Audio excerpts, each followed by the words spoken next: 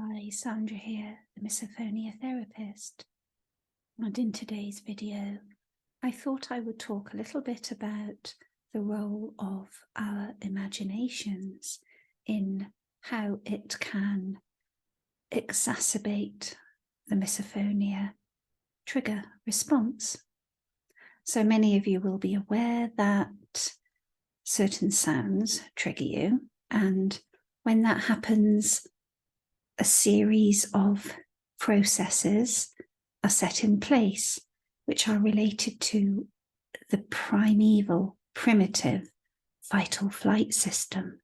So you hear the sound, whatever that might be, and the amygdala, which is your fight or flight mechanism in the brain, in the limbic system, will process the sound.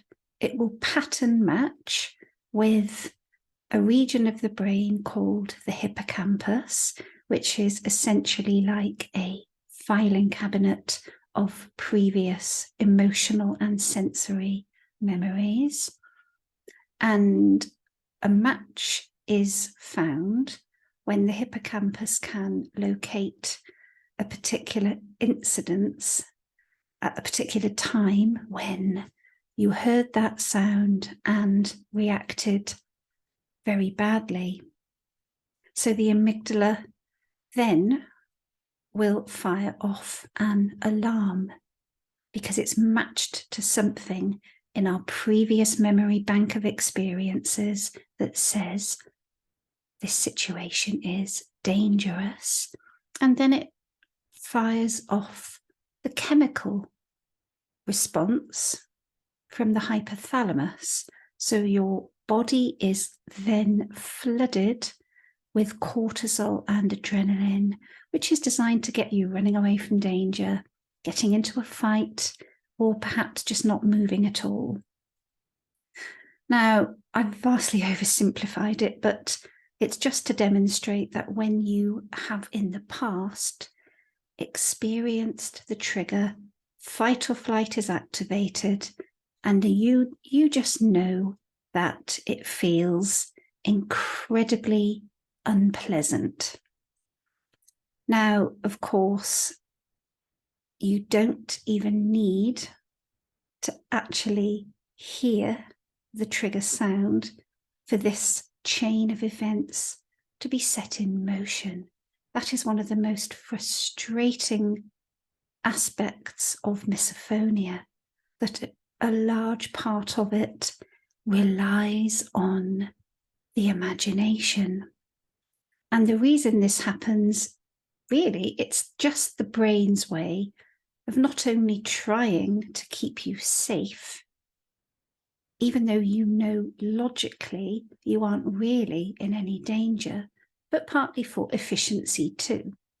So what happens is an automatic response is logged in the subconscious, and it will just keep on reminding you of what may happen in a certain situation and setting off fight or flight to warn you that this impending danger is just around the corner, or could be if you were ever in this situation.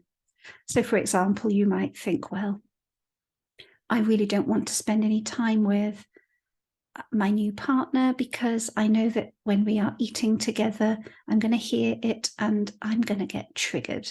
And you might imagine the sounds, and you might imagine how hideous that experience is going to be. And then you may end up feeling really embarrassed because you're going to have to ask them to stop making the sound. Or worse, you can't do that. So you're just going to have to leave the room or just sit there cringing inwardly, and it will spoil your evening. Or worse, you'll end up having this monumental argument, and then he'll dump you because he'll think you're a weirdo. So that is the imagination at work, trying to keep you safe by making you imagine worst case scenarios. And it's extremely effective. I'm sure many of you will know, because then after having imagined this horrendous scene, you are not going to want to spend any time with the new partner. And of course, then how can you build a relationship? So that's just one example of what's going on in the brain, this anticipation, this use of imagination and why it happens.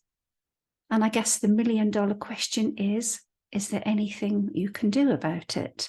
And of course, to many misophonia sufferers, it just seems like that is virtually impossible. Well, is it?